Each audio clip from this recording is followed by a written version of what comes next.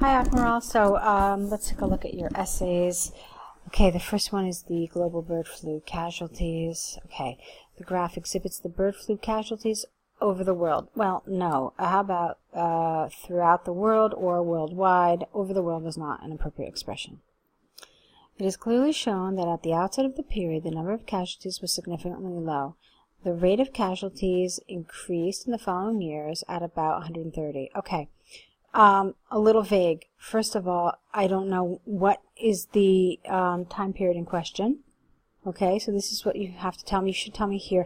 Basically, okay, that's great. You uploaded it. You put the link here, but I don't actually have it in front of me. So you have to remember that you need to describe the graph as though I don't have it in front of me, and I have to be able to somehow visualize it. So right away, I can tell you I don't know the time period that is being discussed.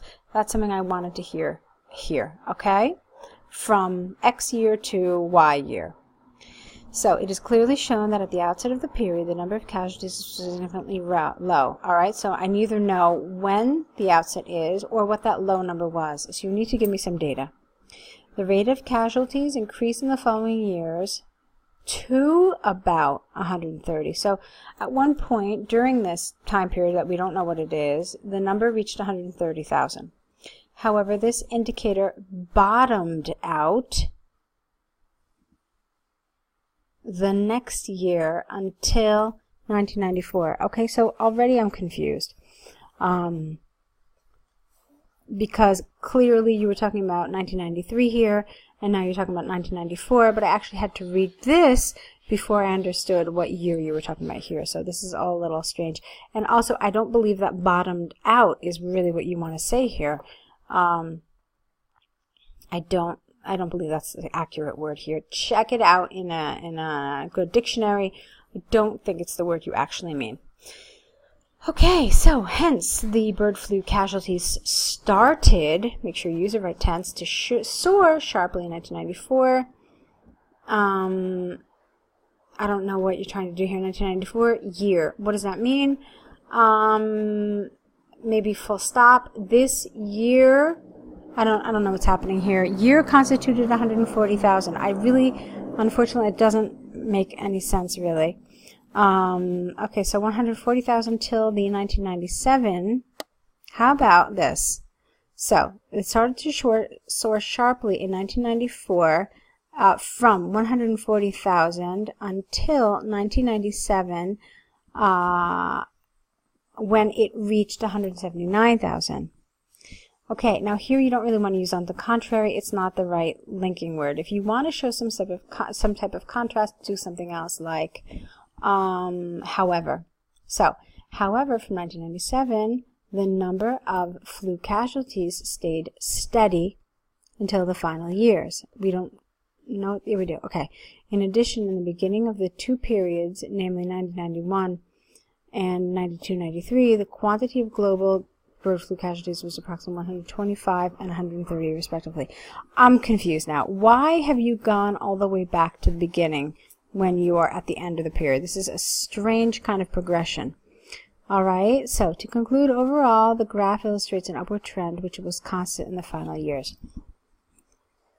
Okay, so, for example, I have no idea, again, what the period is. In fact, you said that it stayed steady until the final years. I don't know what those final years are.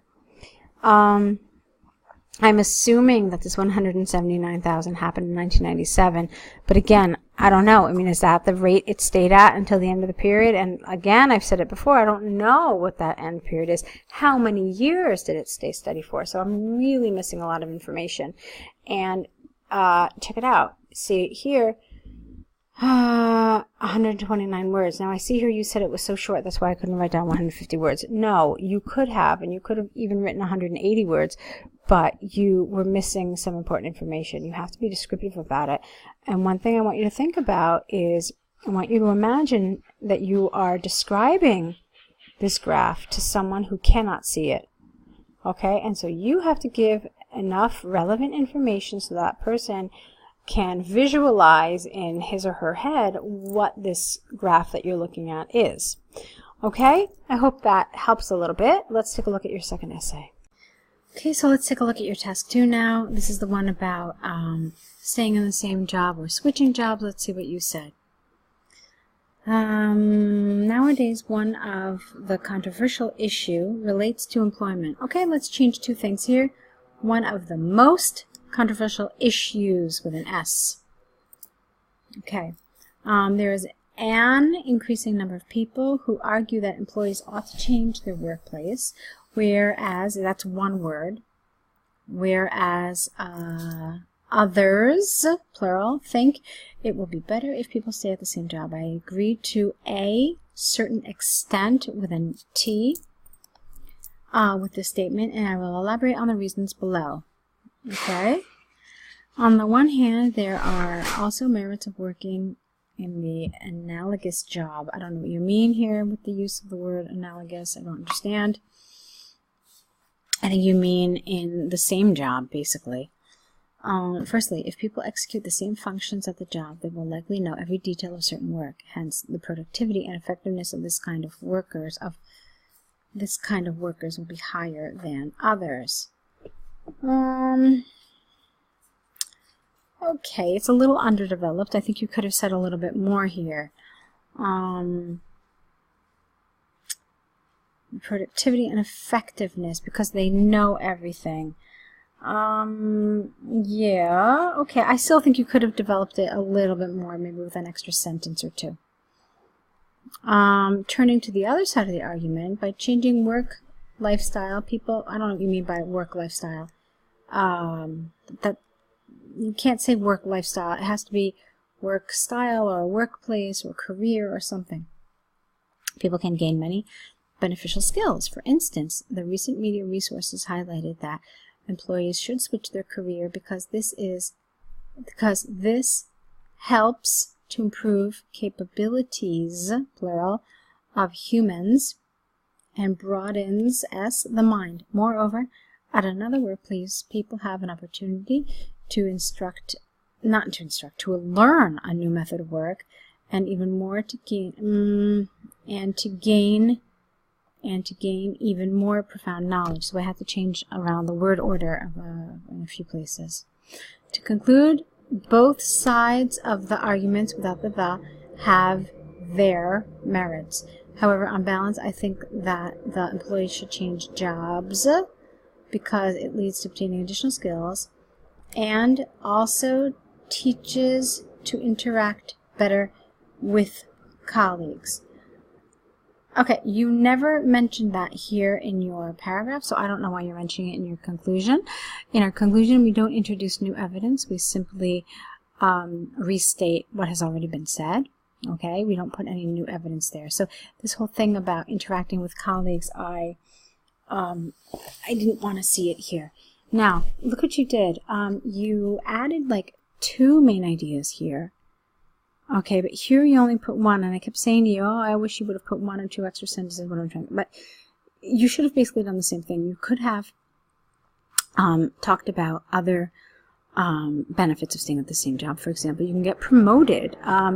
You've shown your loyalty to the company. You've proven to be useful, and therefore, there's a likelihood of you getting promoted and being a valued and well-respected member of your company. Okay, which is it's difficult to do if you switch jobs because you don't really get the opportunity to prove yourself over time.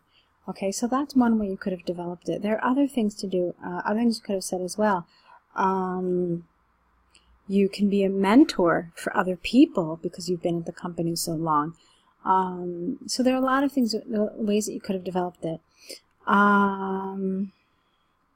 So yes, this was underdeveloped. A lot of the word order and a lot of the syntax had problems. So it's a kind of essay that needs a little work.